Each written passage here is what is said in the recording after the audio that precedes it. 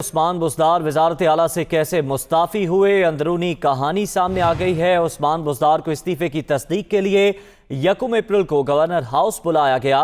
Chaudhary server Usman Buzdar का इस्तीफा मंजूर नहीं करना चाहते थे। मियां महमूद रशीद और सब्तैन खान चाहते थे कि उसी रोज़ इस्तीफा मंजूर किया जाए। मजीद जान लेंगे, हमारे नुमाइंदे लियाकत अंसारी हमारे साथ मौजूद हैं। लियाकत अंसारी, अपडेट कीजिएगा।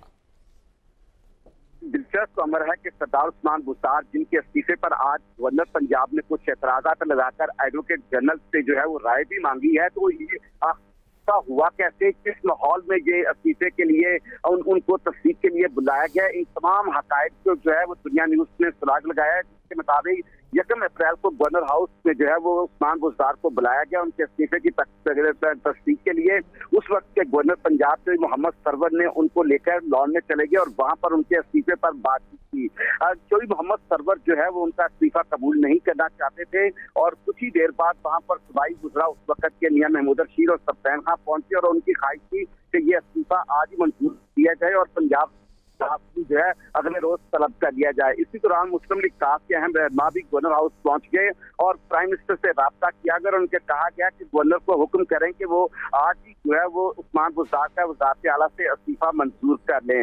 इस मौका पर जो है वो सैयद मोहम्मद सरवर ने कुछ मज़ाहमत की, लेकिन उसके बाद उन्होंने कहा कि वो गवर्नर की हैसियत से जो है वो उस्मान बुज़दार का इस्तीफा तो मंजूर कर लेते हैं, लेकिन नोटिफिकेशन उस वक्त नहीं करेंगे जब तक वो प्राइम मिनिस्टर से इस्लामाबाद जाकर मिलकर कुछ बातें करना चाहते हैं, फिर वो इस बारे में फैसला करेंगे। जिस पर वो चार्टर फ्लाइट लेकर जो है वो इस्लामाबाद रवाना हुए। तो गवर्नर हाउस से वो निकले तो मियां महमूद रशीद और सब्तैन खान भी उनकी गाड़ी में बैठ गए, लेकिन गवर्नर ने जो है उन्हें एयरपोर्ट से वापस भिजवा दिया और वो उनको साथ नहीं लेकर गए प्राइम मिनिस्टर के पास और वहाँ अकेले गए। वहां पर उन्होंने जो है वो प्राइम मिनिस्टर को कायल करने की कोशिश की कि देखा जाए कि पहले जो है वो प्राइम मिनिस्टर का जो अदम एतमाद का फैसला है इस्लामाबाद में वो आ जाए, उसके बाद उस्मान बुज़दार का इस्तीफा कबूल किया जाए।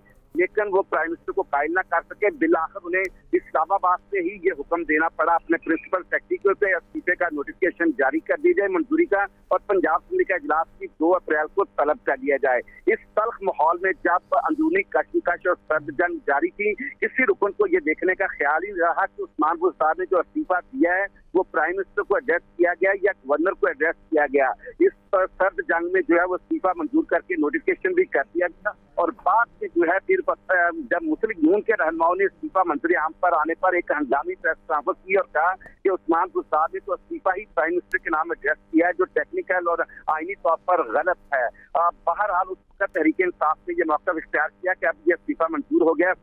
वजीर आजम या गवर्नर को एड्रेस करने से फर्क नहीं पड़ता, लेकिन आज दिलचस्प अमर है कि गवर्नर पंजाब उमर फातिमा ने आज इसी नुक्ते को दोबारा उठाते हुए एडवोकेट जनरल से रिपोर्ट तलब कर ली है। यूं उस्मान बुज़दार का इस्तीफा देने से लेकर उनको मजदूरी लेकर और अब उसी इस्तीफे की तस्दीक का मरहला जो है अभी तक ये इस्तीफा इक़्तिदार के ऐवानों में घूम रहा है। बहुत शुक्रिया तफसीलन अपडेट करने के लिए लियाकत अंसारी।